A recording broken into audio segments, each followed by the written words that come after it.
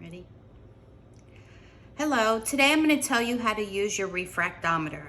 As you can see, this is the refractometer you would have received in your kit. Has this little flap. You're going to close it gently over the glass. It'll come with a dropper as well as a small screwdriver. The screwdriver may differ depending on the refractometer that you've purchased. It's very simple to use. The first thing you are going to do to calibrate your refractometer is to lift your plastic lid and take some distilled water and put just a couple of drops on the glass. You want to gently close your plastic glass, press on it to ensure that all the air is out.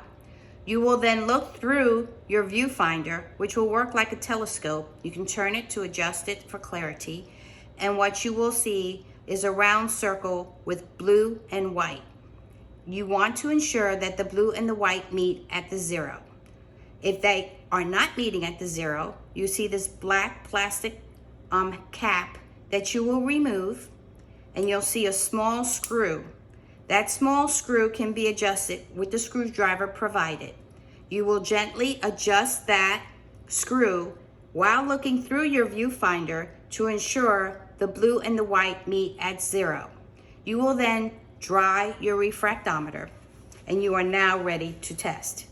You will then take your specimen and again, just add a few drops to the glass, gently close, look inside your viewfinder, and where the blue and the white meet will be the number that you register. Good luck with your testing.